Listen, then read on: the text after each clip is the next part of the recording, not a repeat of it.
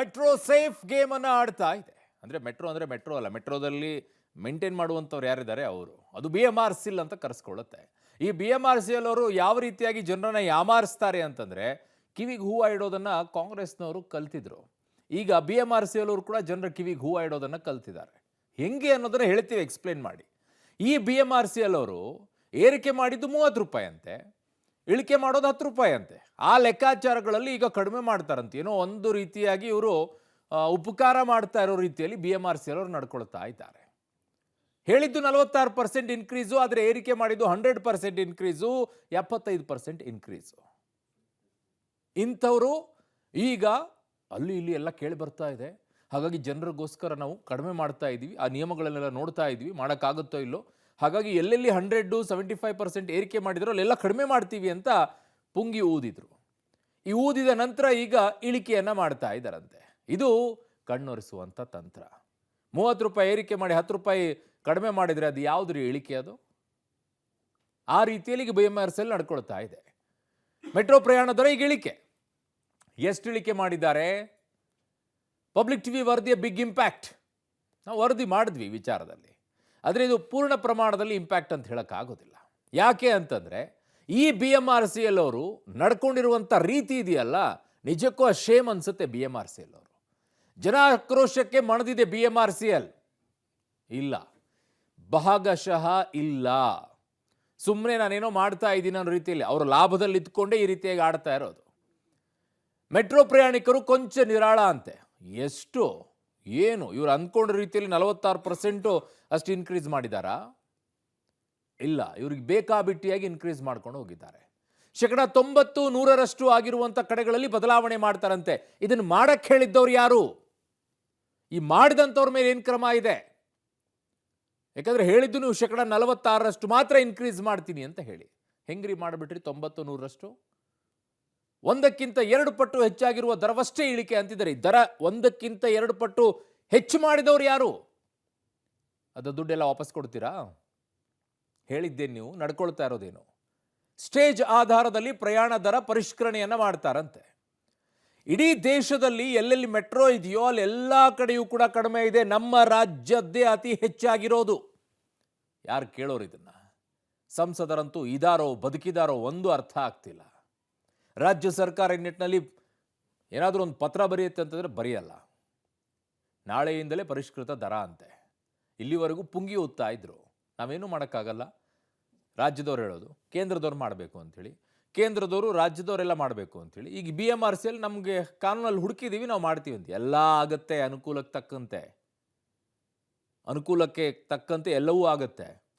ಇದೊಂಥರ ಮೂಗಿಗೆ ತುಪ್ಪ ತಿನ್ನಕ್ಕೆ ಕೊಡೋಂಗಿಲ್ಲ, ವಾಸನೆ ನೋಡು ಅಂಥೇಳಿ ಕಳಿಸ್ಕೊಡೋದು. ಚೆನ್ನಾಗಿದೆ ಅಷ್ಟೇ.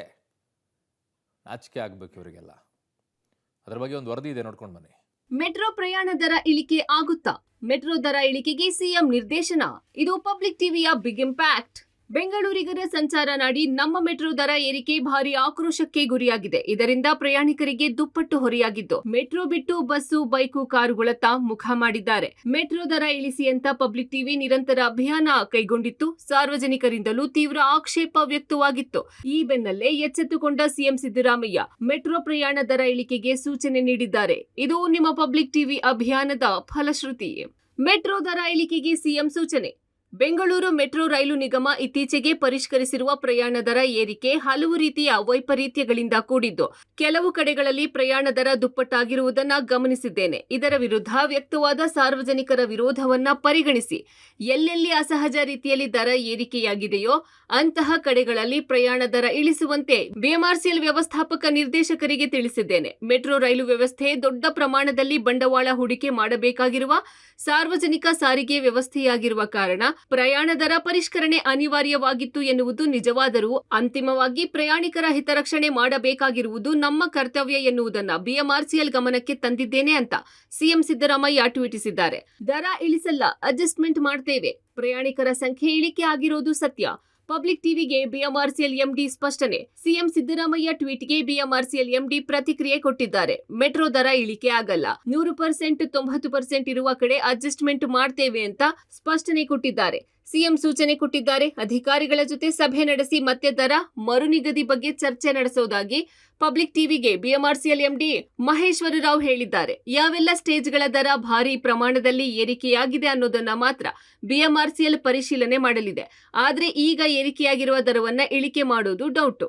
We have been able to find out that in cases where the jumps have been more than 100%, 90% ಎಲ್ಲೆಲ್ಲಿ ಜಂಪ್ ಆಗ್ತಾ ಇದೆ, ಬೇಸಿಕಲಿ ಏನಾಗ್ತದೆ ಅಂತ ಹೇಳಿಬಿಟ್ರೆ, ನನ್ನ ಟಿಕೆಟ್ 18 ರೂಪಾಯಿ ನಾವು 40 ರೂಪಾಯಿ ಚಾರ್ಜ್ ಮಾಡ್ತಾ ಇದ್ದು ಕೆಲವು ಜನರು ಆಕ್ರೋಶ ಕೊಡ್ತಾ ಇದ್ದಾರೆ. ಕೆಲವು ಜನರು ಹೇಳ್ತಿದ್ದಾರೆ 18 with card it comes to 36 rupees, ಕೆಲವರು 22 ನಲ್ಲಿ it is gone up to 50 rupees ಅಂತ ಹೇಳಿಬಿಟ್ಟು ಸೊ ಆ ಥರ ಕಂಪ್ಲೇಂಟ್ಸ್ ಬರ್ತಾ ಇತ್ತು.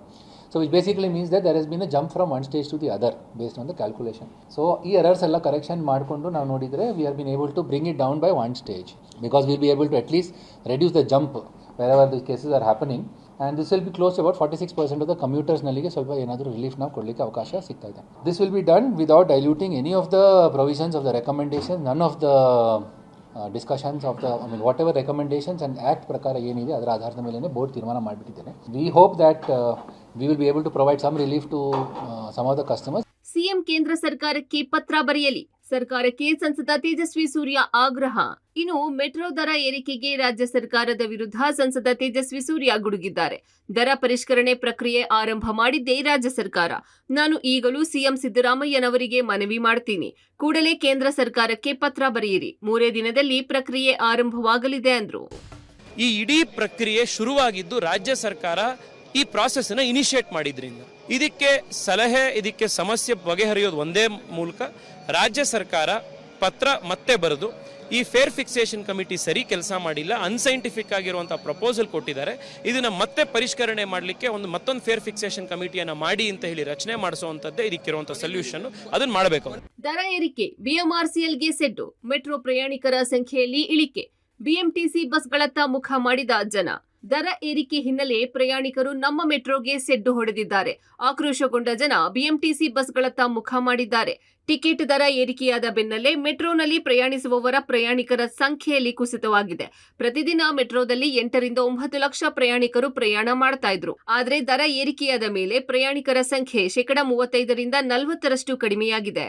ಏಕಾಏಕಿ ಈಗ 90 ರೂಪೀಸ್ ಆಗ್ಬಿಟ್ಟಿದೆ, ಆಲ್ಮೋಸ್ಟ್ ಡಬಲ್ ಆಗ್ಬಿಟ್ಟಿದೆ. ಸೊ ತಿರ್ಗಿ ಅಲ್ಲಿ ಪಾರ್ಕಿಂಗಿಗೆ 30 ರೂಪೀಸ್ ಕೊಡಬೇಕು, ಎಲ್ಲ ಸೇರಿ ಡೈಲಿ 200 ರೂಪೀಸ್ ಅಂದರೆ it's very expensive.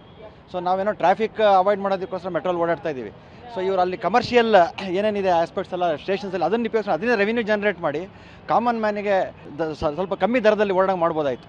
Corporate employee ನಾವಿಲ್ಲಿ ಕೆಲಸ ಮಾಡೋಕ್ಕೆ ಬಂದರೂ ಕೂಡ ನಾವು ಟ್ರಾಫಿಕ್ ಅವಾಯ್ಡ್ ಮಾಡೋಕ್ಕೋಸ್ಕರ ಮೆಟ್ರೋ ಯೂಸ್ ಮಾಡೋದು. ಇಲ್ಲಿ ನಾವು ಇರೋದು ವೈಟ್ ಫೀಲ್ಡಲ್ಲಿ ಎಲ್ಲ ಮನೆ ತೊಗೊಂಡ್ಬಿಟ್ರೆ ಅಲ್ಲೆಲ್ಲ ಎಷ್ಟು ಎಕ್ಸ್ಪೆನ್ಸಿವ್. ಸ್ವಲ್ಪ ದೂರ ಏನಾರೇ ಇದ್ದರೆ ಮೆಟ್ರೋ ಟ್ರಾವೆಲ್ ಮಾಡಬೇಕಂದ್ರೆ ಇಷ್ಟು ಎಕ್ಸ್ಪೆನ್ಸಿವ್. ಅಟ್ಲೀಸ್ಟ್ ಒಂದು ಸ್ಪೈಕ್ ಇರುತ್ತೆ. ಇದು AC ಬಸ್ ಕೂಡ ಏರಿಸಿದ್ದಾರೆ, ಈ ಮೆಟ್ರೋ ಕೂಡ ಏರಿಸಿದ್ದಾರೆ. ಜನರು ಹೇಗೆ ಓಡಾಡಬೇಕು, ಫ್ರೀ ಬಸ್ ಕೂಡ ಕಮ್ಮಿ ಮಾಡಿದ್ದಾರೆ. ಅದು ತುಂಬ ತೊಂದರೆ ಆಗುತ್ತೆ. ಸ್ವಲ್ಪ ಸ್ಪೈಕ್ ಇಸ್ ಸ್ಟಿಲ್ ಕನ್ಸಿಡರೇಬಲ್, ಸ್ವಲ್ಪ ಕಮ್ಮಿ ಮಾಡಿದ್ರೇನೆ ಇಟ್ ವುಡ್ ಬಿ ಹೆಲ್ಪ್ಫುಲ್. ಒಟ್ನಲ್ಲಿ ಮೆಟ್ರೋ ದರ ಇಳಿಕೆಯಾಗುತ್ತಾ, ಬಿಎಂಆರ್ಸಿಎಲ್ ಏನ್ ಮಾಡುತ್ತೆ ಕಾದು ನೋಡಬೇಕಿದೆ. Bureau report, public TV. ಒಂದು ಮ್ಯಾಕ್ಸಿಮಮ್ ಲಿಮಿಟೇಷನ್ ಇರುತ್ತೆ, 5%, 10% ಇನ್ಕ್ರೀಸ್ ಮಾಡೋದು, ಇವೆಲ್ಲ ನಡೆಯುತ್ತೆ. ಜನನೂ ಕೂಡ ಒಪ್ಕೊಳ್ತಾರೆ, ಹೌದು ಇಷ್ಟು ದಿನ ಮಾಡಿಲ್ಲ ಅಂತೇಳಿ. 50% ಹೈಕ್ ಅಂತಂದ್ರೆ ಯಾರ್ರೀ ಅದನ್ನು ಕೇಳೋದು?